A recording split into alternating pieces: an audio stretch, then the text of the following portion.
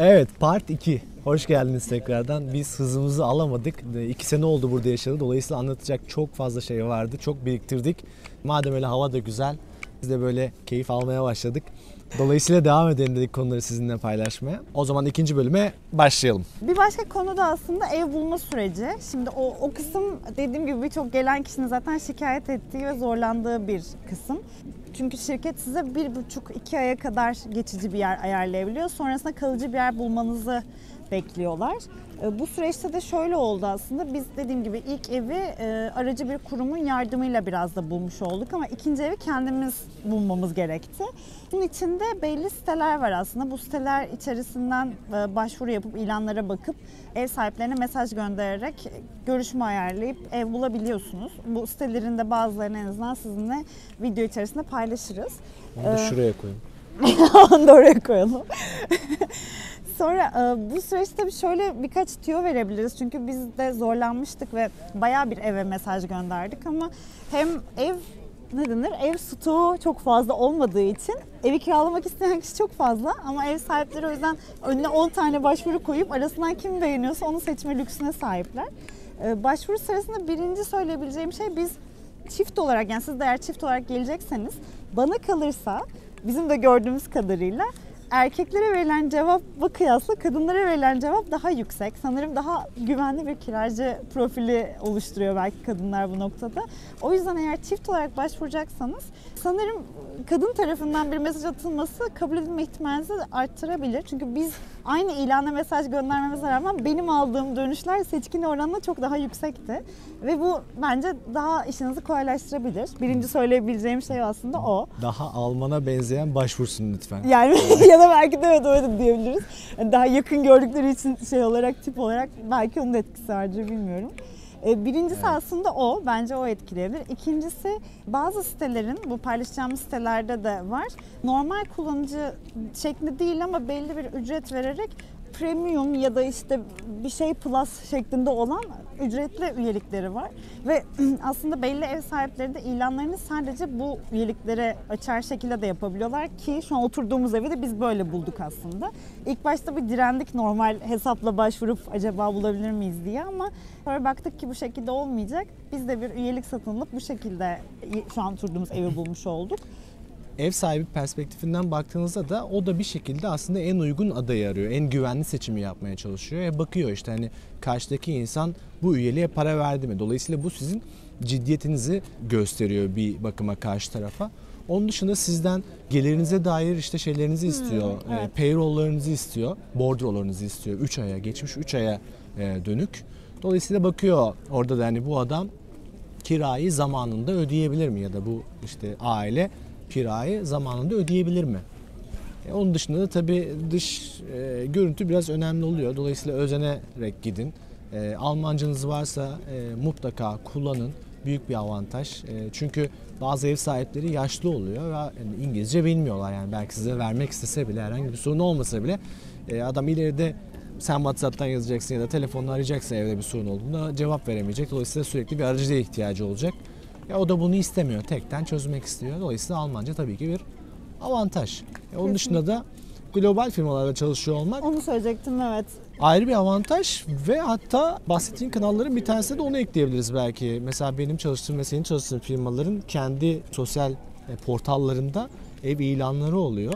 Dolayısıyla doğru. O ilanlar dışarıya çıkmadan direkt içeride firma içindeki çalışanlar o şekilde konaklama problemlerini bu şekilde çözüyorlar.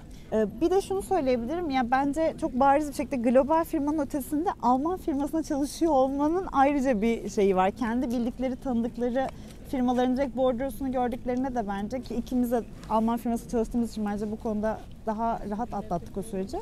Bunun da etkisinin ben büyük olduğunu düşünüyorum. Kiralarda görebileceğiniz bir işte soğuk kira, bir de sıcak kira diye iki ayrı kira şekli var. İlanlara bakarken özellikle bunun bir soğuk bir kira mı yoksa sıcak bir kira mı üzerine ödeyeceğim diye bakmanız gerekiyor. Peki bu soğuk kira, sıcak kira nedir diyecek olursanız da aslında soğuk kirada sadece evin kullanım, yani evin herhangi bir faturası dahil olmadan evin kendi başına kullanım kirasını ödemiş oluyorsunuz. Sıcak kiraya da duruma göre, bunu da ev sahibinize sormanız gerekir bence. ısıtma giderleri ya da işte sıcak su giderleri gibi şeylerin de eklendiği bir toplam kira ödemiş oluyorsunuz. Ama soğukta su kullanımı vesaire var. Suyun sadece kullanımı ama ısıtılmasıyla Evet. alakalı, yani sıcak su kullandığınızda bu ayrı bir faturaya eklenmiş oluyor. Isıtma doğalgaz faturanıza eklenmiş oluyor. Bir de sizden bir depozito isteyecekler. Genelde bu depozitoda bu soğuk kira dediğimiz kiranın 2 ya da 3 katı gibi şeyler bekleyebilirler. Yani eğer böyle bir miktar söylerlerse çok şaşırmayın. Eve ayıracağınız bütçeyi bu şekilde en azından düşünebilirsiniz, planlayabilirsiniz. Ya evet, her ev sahibi farklı planlıyor orayı. Ya işte direkt sıcak veriyor. O kendi faturalarına kendi kafasından bir hesaplama yapıyor ve yani diyor ki sen bana işte efendim söyleyeyim 1500 euro ver kardeşim. Ben gerisini kendim ödeyeceğim diyor. Yani hani faturaları vesaireyi. Ama onun haricinde bazıları da diyor ki ben diyor evi sadece yaparım. Sen diyor hani faturalarını vesaireyi işte tüm evin giderlerini bir şekilde kendin halledersin diyor yani. Ama dikkat etmek gerekiyor tabii ayrımın nasıl yapıldığına. Evin ısıtmasının şekline bakmak gerekiyor. İşte yağla mı ısıtılıyor, gazla mı ısıtılıyor, elektrikle mi ısınıyor? Bunların hepsi faturanın tabii ki yükünü arttırıyor veya azaltıyor diyebiliriz. Kesinlikle. Hatta onunla alakalı bizim de yaşadığımız bir konuyu anlatabilirim. Eve girdiğinizde bana kalırsa kesinlikle sorun. Hangi paket ya da hangi sözleşme, anlaşma üzerinden bu evin doğalgazı, elektriği ödeniyor? Çünkü farklı paketler var. İşte kimisi mesela tamamen %100 doğal enerjiden üretilmiş olan elektrik dediğinizde mesela bu biraz daha yüksek bir pakete giriyor ve sizin orada ödeyeceğiniz birim fiyat daha yukarıdan hesaplanıyor. Bunu da eve yerleşmeden önce ev sahibiyle konuşmakta fayda var. Hatta küçük başka bir not da şunu söyleyebilirim. Eve girerken elektrik saati, doğalgaz saatindeki sayıları kesinlikle bakın. Bir yere not edin. Çünkü size ilk faturanız belki bir sene sonra gelecek. Belki 7-8 ay sonra gelecek. Ve bir hesaplama yapacaklar. Ki geçen gün okuduğum bir habere göre bunun çok çok büyük bir oranı yanlış hesaplanıyor. Ve itiraz etmediğinizde bu faturayı ödemek zorunda kalıyorsunuz. Ama ilk eve girdiğinizdeki ne kadardan başladığını o sayacını bilirseniz itiraz edebilir ve bunun yerine hesaplattırabilirsiniz ki biz böyle yapmak zorunda kaldık.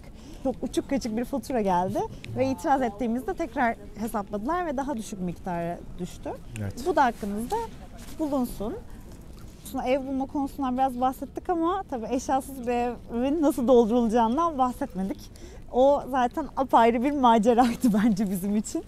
Şimdi ev eşyalarını alabileceğiniz aslında herkesin bildiği gibi bir IKEA mevcut ve gidip oradan evde kullanacağınız herhangi bir şeyi çözebilirsiniz.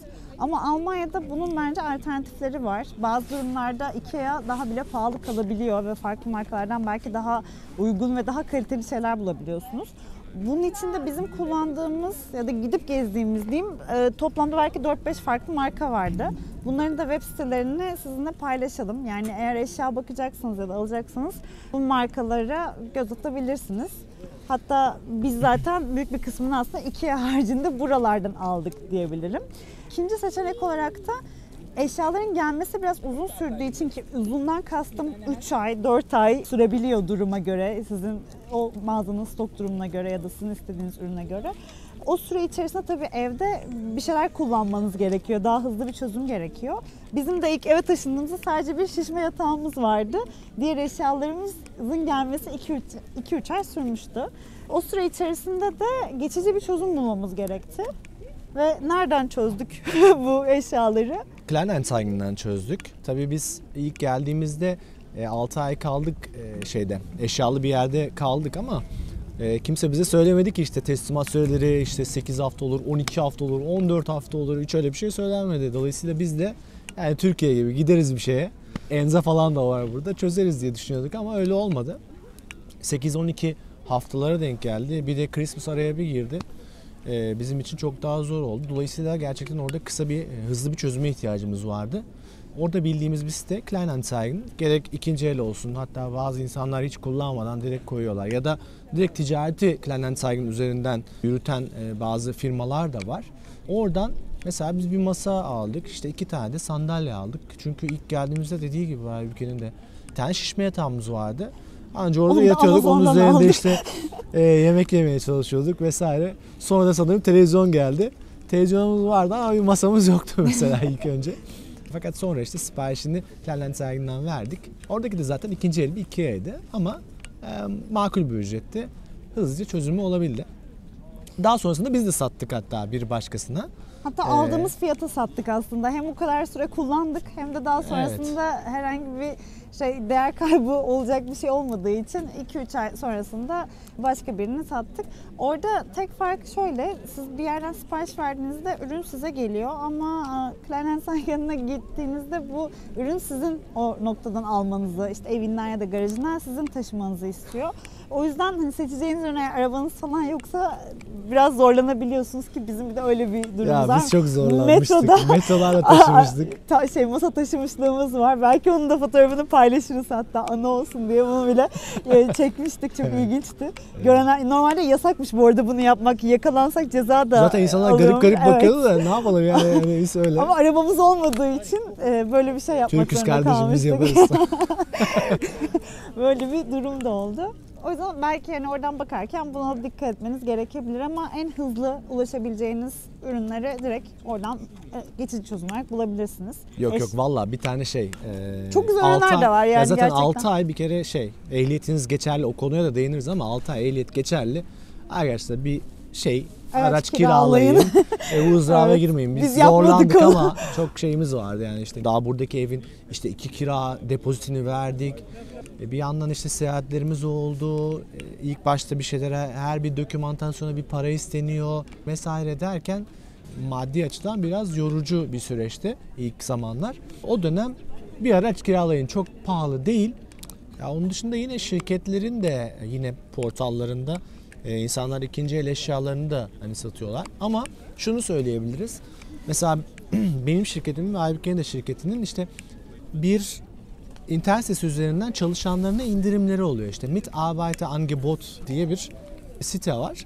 Oraya giriş sağladığınızda siz olmasanız da belki bir arkadaşınız üzerinden o siteye erişim sağlayabilir. Belli başlı birçok markanın efendime söyleyeyim Bosch'un, Siemens'in, Adidas'ın türlü eventlere dahil bile indirimlere elde edebiliyorsunuz oradan. Bu faydalı olabilir sanırım. O kullanılabilir bir kanal. Bu arada birçok Alman şirketinin gördüğüm kadarıyla ve arkadaşlarımızdan da gördüğümüz kadarıyla birçok Alman şirketi zaten bu siteyi kullanıyor. O yüzden çalıştığınız firmanın orada üyeliği olma ihtimali çok yüksek. O yüzden bu da bir alternatif olabilir. Eğer orayı takip ederseniz indirimli şekilde en azından bu ürünleri alabilirsiniz. Çünkü başlangıçta gerçekten yerleşene kadar yüklü bir miktar harcamalarınız ve bu düzeni kurma süreciniz birçok anlamda size maddi yükler getirecek, bize getirdiği gibi. Ama en azından olabildiğince uygun çözme fırsatları var. Şimdi başka bir konu olarak da biz ulaşımı nasıl sağlıyoruz? Genel olarak arabamız yok dedik aslında. 2 sene oldu biz buraya geleli ve hala bir araba almadık. Aslında o biraz üşengeçliğimizden oldu. Çünkü ehliyeti hala halletmediğimiz için bir arabada alamadık doğal olarak. O yüzden toplu taşımayı kullanıyoruz. Hatta burada şöyle bir durum da var. Seçkin il dışına gittiği için, farklı bir şehirde çalıştığı için de sık sık aslında tren seyahatleri oluyor. Orada da ama bilmiyorum, belki sen anlatsan daha iyi olur. Yani genel yorumu arabayla gitmektense trenin daha rahat olduğu ve daha aslında konforlu bile olabildiği duruma göre ne söylemiştin ama bilmiyorum, sen daha iyi yorum yaparsın. Şöyle, biz Nürnberg'de yaşıyoruz. Ben de Stuttgart'ta çalışıyorum. Baktığında böyle Maps'ten bakıyorsun bir hesaplama yapalım diye. 2,5 saat tutuyor. Bakıyorum trende de 2,5, hadi 3 saat tutuyor diyelim maksimum. Ben niye o süre boyunca bir de arabanın direksiyonunda hem gaz yakayım hem efendime söyleyeyim uyuma lüksünden olayım ki, mahrum kalayım ki dedik. Dolayısıyla 49 euroluk da bir bilet var Almanya'da. Tüm regional banları kullanabiliyorsunuz. Yani sadece hızlı trenleri kullanamadığınız bir opsiyon var. 49 euro veriyorsunuz. Aylık Almanya'nın herhangi bir yerine istediğiniz yere gidebilirsiniz. Hatta Almanya'ya komşu olan ülkelere bile böyle çok sınır şehirlerdeyseniz oradan Hollanda'ya, efendime söyleyeyim İsviçre'ye veya Fransa'ya bile gidebildiğiniz hatlar var. Dolayısıyla çok büyük bir ihtiyacımız olmadı. Buraya gelip de herhangi bir arabanız olmadan sadece toplu taşımayla da bence çok rahat hareket edebiliyorsunuz. Çünkü bu anlamda hem bilet olarak bu 49 euroluk bilet zaten bence büyük bir fırsat birçok anlamda. Ben de Münih'e mesela okula gittiğimde, geldiğimde direkt bu bilet üzerinden tüm trenlere biniyorum ve herhangi bir ekstra para ödememe gerek kalmıyor. Hem de şehir içerisindeki ulaşımlarda işte tramvay olabilir, metro olabilir ya da herhangi bir başka esmanlara bindiğinizde hepsine geçerli zaten. Ya da otobüslere bindiğinizde hepsine geçerli bu bilet. Ve çok kalabalık falan da değil. Yani öyle hani metrobüs gibi düşünmeyin. Hani burada zaten popülasyon genel anlamda dağılmış durumda. Çok büyük bir kalabalık yok. Trenler de gayet konforlu. Dolayısıyla kullanabilirsiniz public transportation. Nedir? Toplu taşıma. Toplu taşıma. Hatta şey de var, yani işte bizim firmaların şu an bazı firmalar bu fiyatı sübvanse de ediyorlar. Size destek veriyorlar evet. veya işte öğrenciyseniz keza Aynen, senin durumunda. 29 euroya iniyor. Eğer işte okulunuzun verdiği bir şeyle farklı bir portalla diyeyim bir giriş yaptığınızda 49 euro yerine 29 euro ödeyebiliyorsunuz. Hem şirketler, yani işte job ticket diye geçiyor aslında bunun tam terimi, buradaki terimi. Job ticket aldığınızda da yanılmıyorsam o da 29 euro olsa gerek. 35 diye hatırlıyorum 35. ben ama bilmiyorum, yani çok 3 aşağı 5 yukarı, yani 30-35 euroya tüm Almanya'da kullanabiliyorsunuz. Evet. O yüzden Canavar gibi sistem. İşliyor, kullanıyoruz 2 senedir, git gel Stuttgart, Nürnberg. evet, toplu taşımayı da ya da ulaşımı da bu şekilde hallediyoruz. Daha detaylı olarak aslında aklımıza gelen diğer konular bunlar. En azından part 2 kısmında burada sonlandırabiliriz belki. Diğer atladığımız konularla ilgili eğer sizin merak ettiğiniz başka şeyler varsa yorumlara yazarsanız ya da Instagram hesaplarımızdan bize ulaşıp sorarsanız onlarla ilgili de bilgileri paylaşabiliriz. Ama en azından bu videoyu burada sonlandırabiliriz diye düşünüyorum. Hem bu videoyu beğenip hem de kanalımızı takip ederseniz çok seviniriz. Bizi motive etmiş olursunuz.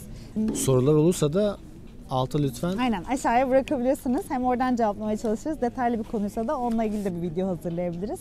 Şimdiden çok teşekkür ediyoruz. Buraya gelecek olanlara başarılar diliyoruz. Buraya gelmiş olanlara da bol şans diliyoruz düzenlerini kurma noktasında. Diğer videolarda görüşmek üzere. Kendinize çok iyi bakın. Hoşçakalın. Hoşçakalın.